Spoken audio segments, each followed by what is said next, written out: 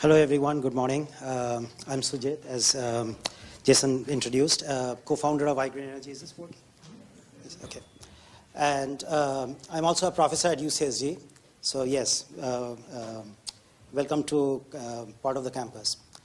So how many of you remember, and I'm sort of going to take you back down memory lane, how many of you remember old gramophone records, music players, TV sets, the large TV sets,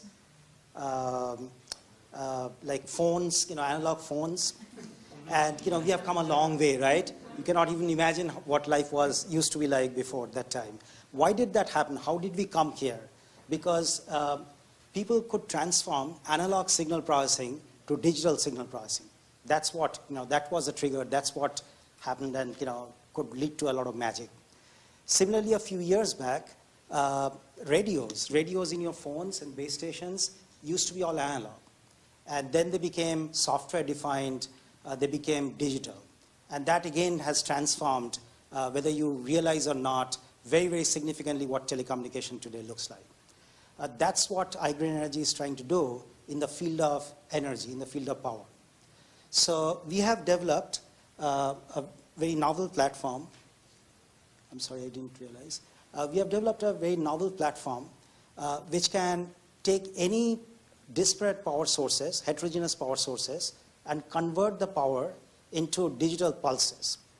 And through software, we can control the shape of the digital pulses, the frequency of the pulses that we are creating.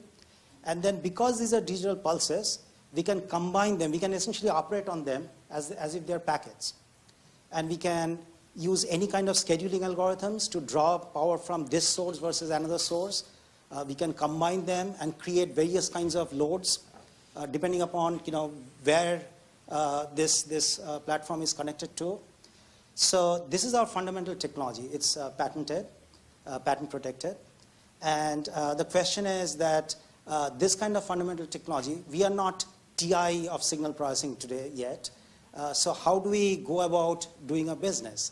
And we had various different kinds of, because this can be applied to various different areas, and we hope it will be applied, not necessarily all by us, but by others. So we looked at solar and storage as a place to start. And we wanted to address two fundamental pain points of solar and similar pain points of storage. The fundamental pain point of solar, which leaves behind a lot of energy, is that there is a lot of mismatch that is created by either shading, by temperature differential, by uncleaned solar panels, and also by uneven aging of the panels. Different panels age differently, producing different aspects of power. So what this does is, if you look at the left-hand side, when these panels are connected in series to the inverter, which most of the installations are like that, then the current that flows through will be determined by the weakest link, the weakest panel here. And so even if some of the panels we can draw more power, will not be able to. The power that can be drawn from this series of panels will be dictated by the weakest link. And that leaves about 50% of power unavailable on the table. We cannot utilize it. Similarly, to avoid shading and these kind of problems, installers in urban areas, rooftops leave behind a lot of unutilized area because they want to play safe. They want to install where you'll not have shading, you'll not have these problems. And so that also obviously reduces how much power you can produce on a building rooftop. So we want to address this using that platform that I just showed, because we now can connect, and I'll show you the solution. We can connect multiple panels, and each of these panels can be operating independently, and we can draw as much power from them. And our field trials are showing that we can recover up to 80% or even 85% of this of the energy lost due to mismatch. Similarly, because we can operate under shading or any other such mismatch conditions, we can utilize the entire rooftop And in some of our installations, we can recover up to about 100-200% more of the rooftop.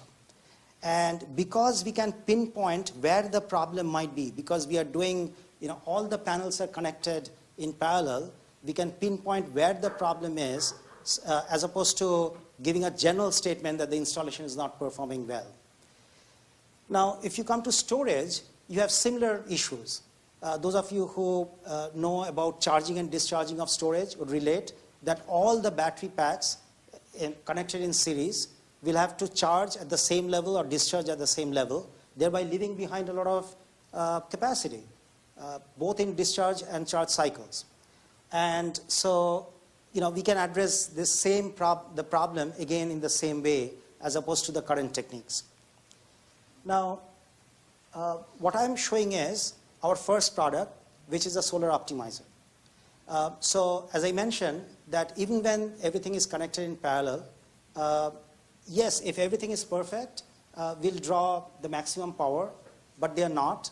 And so when things are connected in parallel, in our case, then we can draw the best power from each of the panels. We can optimize individually as well as simultaneously.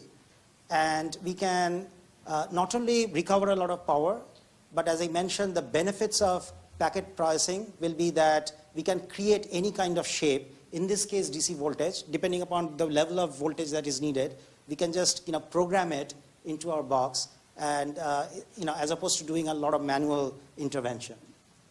And because we can share hardware across all the panels, as opposed to current solutions, some of you might be aware of microinverters or DC optimizers, they have to target each of the panels separately, whereas we are simultaneously optimizing.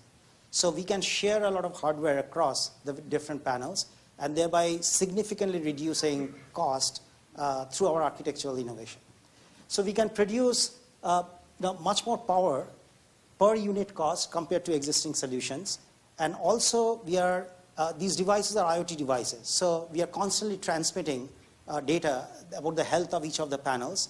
And you can visualize through a dashboard that we provide what is going on every second for each of your panels. You can do remote monitoring using our software, which sits on the cloud. Now, we are also coming up with sophisticated analytic techniques which will let you do not only remote monitoring, but remote diagnostics, so that you know exactly where the problem is. This is still under R&D development. And in our product roadmap, we want to combine, and we are already doing some beta testing with Murata. We want to combine storage as well as solar and optimize them together, so that we can draw current from the solar panels as required and store simultaneously in the battery packs as required, sort of conversant with the health of the batteries as well as the health of the panels.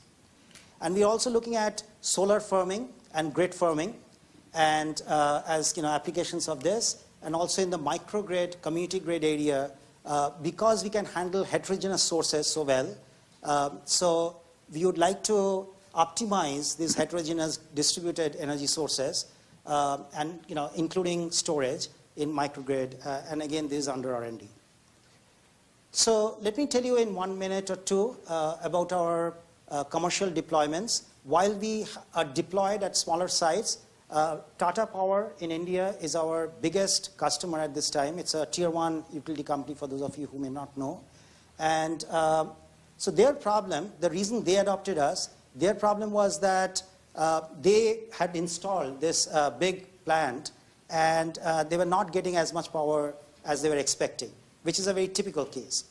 And so we could go in, and just by installing our optimizers in 20% of their plant, we could recover 7%. And so this is our first installation, and the work is still ongoing. Hopefully we can recover much more power. And you see on the chart on the right-hand side that I don't want to, yes. So this is how much power they were producing without us, and this is how much power we are producing now. And so you see we are recovering about 85% of the lost power, and this is on a commercial side. So how do we go forward? So in 2017, we want to expand to more customers. And customers in India, customers in Japan through our strategic investor there, and through the help of this network, and we are very glad to be part of this, in US. And in 2018, we want to not only scale the business in terms of more revenue, but also translate some of the R&D innovations that we are currently doing to viable products to the marketplace. Thank you very much.